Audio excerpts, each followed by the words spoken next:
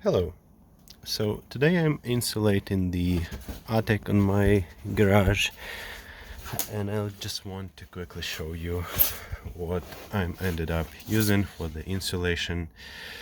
So those are my trusses, and usually or traditionally you would use the baffles to get the airflow in between the roof itself, the plywood, and the insulation. I already got those baffles, but then I thought a bit and decided to use polyiso insulation, foil backed. So the reason for that is that this not only provides a nice tight airflow channel between the roof and insulation, but also it gives you insulation value. So this is 1.5 inch polyiso, and for polyiso the R value is roughly 6 for an inch. So we are looking around 10 R10 for the insulation itself, and also it has the foil.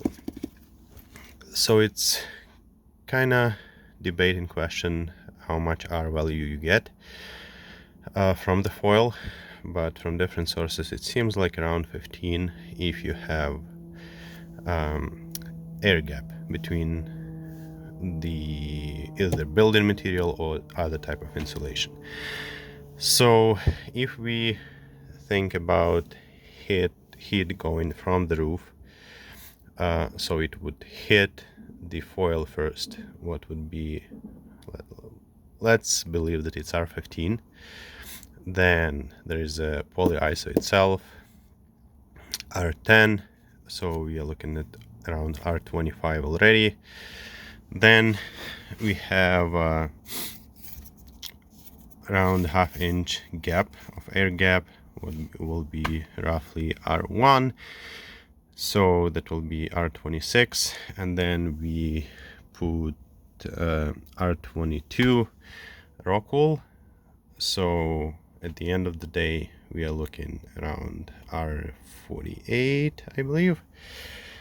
If we think about the heat coming from the roof inside the building, and similar will be when we're talking about the heat escaping the house. So when it comes out, it will hit R22, then 1/2 inch of air, or let's say R1, and then we use the string to separate the rock wool from the foil, so we can actually use this R value of the foil so it reflects the heat, because if it gets in touch, then we have a conduction of the heat, so the heat will actually transfer directly from the rock wool to the foil and so on.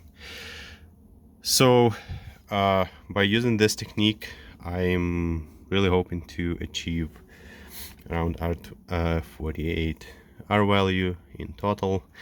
Another thing, usually when you talk about the attic insulation, you would put a layer of insulation on in between your trusses, and then most likely that you would build another framing on top to put another layer of insulation.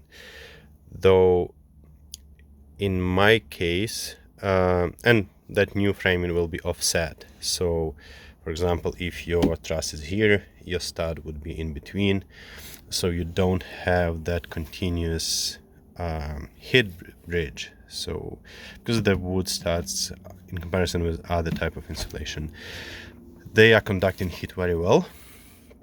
So in order to get this done in my case, first of all, considering that I used 1.5 inch of the polyiso and I want to use 5.5 inch rock wool, I cannot split the rock wool in like layers and put 4 inch over here and then other 1.5 inch separately.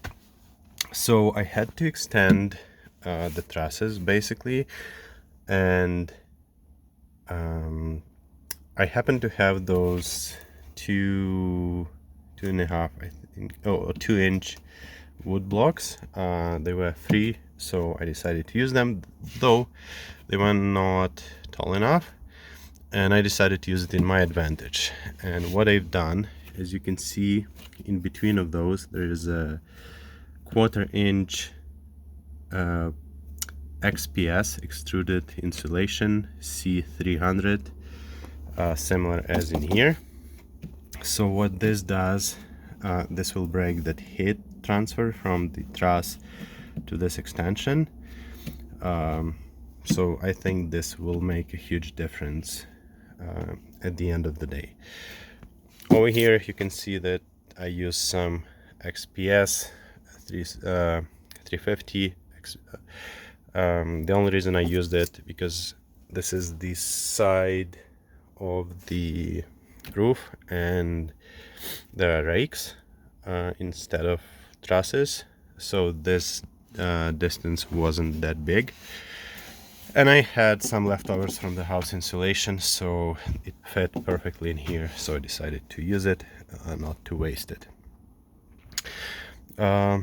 When it comes to walls, obviously this is also 2x6 wall, and I want to get the most out of this, so in the wall I use also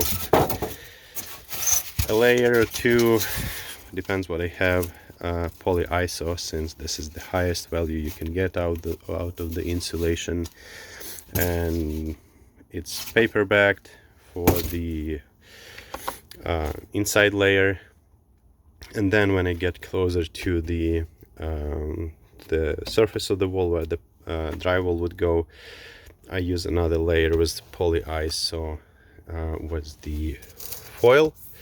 Same thing, we are interested here in the heat escaping the building, so you would have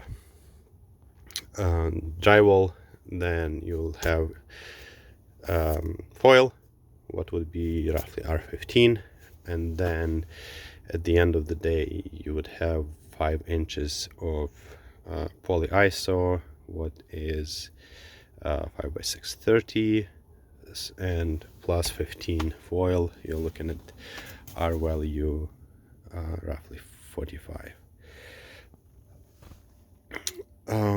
So yeah, this is the way I do it in my case.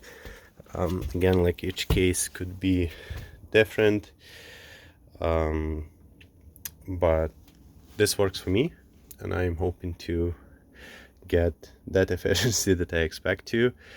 The question about the R value of the foil when it reflects, it's really dependable, what we will hope for the best, and we will see how this performs when it's done. Thanks for watching. Be solar and have a sunny day.